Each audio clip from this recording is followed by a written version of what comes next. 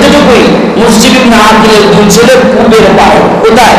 কূপের পাড়ে, আর ওই মহিলা ওখানে পানি তুলছে। এতটুকুই আপনাদেরকে রাখলাম।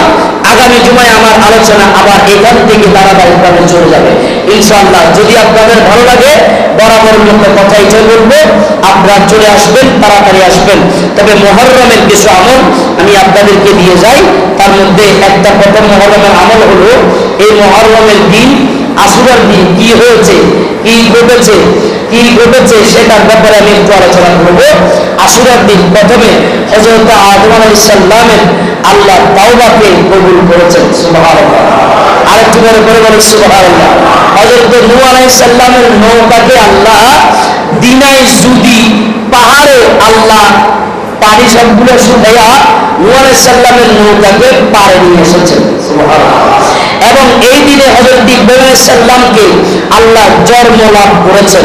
এই দিনে হযরত ইব্রাহিম আলাইহিস সালাম দুনিয়ার বুকে এসেছেন, সুবহানাল্লাহ বলেন। আবার এই দিনে হযরত ইব্রাহিম আলাইহিস সালামকে আল্লাহ ওই আগুন থেকে নমরুদের আগুনের গোল্লা থেকে আল্লাহ মুক্তি করেছেন, সুবহানাল্লাহ। এবং এই দিনে হযরত সুলাইমান আলাইহিস সালামের থেকে নেওয়া যে ক্ষমতা, যে রাজত্ব আল্লাহ নিয়েছিল, সেটা এই মুহররমের দিনেই আল্লাহ দিয়েছেন, সুবহানাল্লাহ। এই দিনে হযরত আইয়ুব আলাইহিস সালামের রোগকে আল্লাহ পরিপূর্ণ শিফা করেছেন, সুবহানাল্লাহ। এই দিনে হযরত মূসা আলাইহিস সালামকে আল্লাহ নীল নদে ডুবে যাওয়া থেকে আল্লাহ বাঁচিয়ে নিয়েছেন। এবং এই দিনে হযরত মূসা আলাইহিস সালামের শত্রু ফেরাউনকে আল্লাহ এই দিনে এই নীল নদের ভিতরে ডুবিয়ে নিমজ্জিত করেছেন, সুবহানাল্লাহ। এবং এই দিনে আল্লাহ হযরত ইউসুফ আলাইহিস সালামকে মাছের পেট থেকে মুক্তি দান করেছেন। এই দিনে আমার নবী হযরত মুহাম্মদ রাসূলুল্লাহ সাল্লাল্লাহু তাআলা আলাইহি সাল্লামের জন্মগ্রহণ হয়েছে, সুবহানাল্লাহ। এবং এই দিনে যদি কেউ নামাজ পড়ে 4 রাকাত নামাজ, আবার আমার নবী বলে এই দিনের এত ফজিলত, বান্দার সামনের 50 বছর এবং পিছনের 50 বছর, মোট 100 বছরের গুনাহ মাফ করে দিন। এত আস্তে সুবহানাল্লাহ, আর একটু আস্তে বল সুবহানাল্লাহ।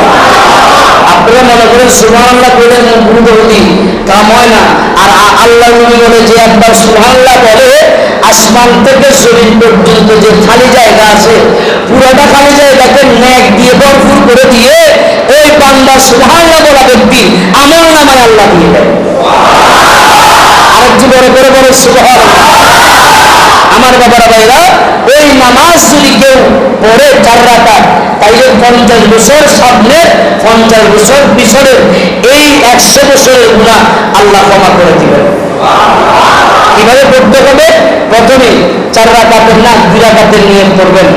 2 রাকাত করে 4 রাকাত। প্রথমে 1 রাকাত পড়বেন।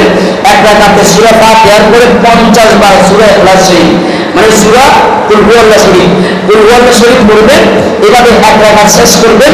দ্বিতীয় রাকাতে সূরা ফাতিহা করে কুল হুয়াল্লাহ শরীফ 50 বার, এবার 2 রাকাত শেষ করবেন। 2 রাকাত শেষ করার পরে আরো 2 রাকাত সেম ভাবে শেষ করবেন। শেষ করার পরে আপনার কাজ হলো সেজদা দিয়ে, মুনাজাত নয়, সেজদা দিয়ে আল্লাহর কাছে চাইবেন। সেজদা দিবেন যে এটা এভাবে না, সেজদা দিবেন যে এটা এভাবে, এটা আপনার জন্য, সুবহানাল্লাহ। আর এটা আল্লাহর জন্য। কিছু চাইলে কি এভাবে চায় না এভাবে চায়? কিভাবে চায়? এভাবে। তো সেজদা দিবেন এভাবে। যুবক ভাইয়েরা যারা আছেন, কিছু প্রয়োজন হয়েছে, আল্লাহর কাছে সেজদা দিয়ে এভাবে চাইবেন। খোদার কসম, 1 দিন 2 দিন 3 দিন 1 সপ্তাহ 1 মাস আল্লাহ আপনার পরীক্ষা নেবে। ঠিক আপনার ওই জায়গায়, যে জায়গায় যাওয়া আপনার উচিত, সে জায়গায় আল্লাহ আপনাকে নিয়ে যাবে। এজন্য আমরা বেশি বেশি করে আল্লাহকে স্মরণ করব। এই জায়গায় আমাদের 17 তারিখ মুহররমের দিন আমাদের এখানে মাহফিল। আপনারা সবাই আমাদের শুক্রাবের সাথে বা আনিস ভাই যারা কমিটি যারা আছে, এনাদের সাথে সম্পর্ক করে আপনারা যে যেভাবে পারে, কেউ বলবেন না ভাই এত জিনিসটা হুজুরের থেকে দেওয়ার নেই, তার দরকার নাই। হাত দিয়ে দিবেন যে দান করবেন, যে ডান হাতে বাম হাতে যেতে না আসা, এটা হলো মদিনার সিদ্ধ, এটা সিস্টেম। এখন আপনি বলেন আমার নাম ওখানে ঘোষণা করি, এটা করা যাবে না। আপনি আপনার মতো করে মসজিদে মাহফিল হবে, এটা একজন, দুইজন, তিনজন, চারজন মানুষের বেশি লোক হয়ে যাবে। আপনারা আপনাদের জায়গা থেকে একটু সহযোগিতা করবেন। আমরা কারো কাছে চাইবো না, যার যার অবস্থান থেকে এনাদেরকে দিলে ওনারা মাহফিলটা সুন্দর করবে এবং এটাকে সিস্টেম করবে। আমি অলরেডি দাওয়াত দিয়ে দিয়েছি। আপনারা মাগরিবের নামাজের পরে এখানে নাচ হবে, এশারের পরে আমাদের মূল আলোচনা শুরু হয়ে যাবে। বুধবার মনে হয় 17 তারিখ, বুধবারে আমাদের আশুরা। এই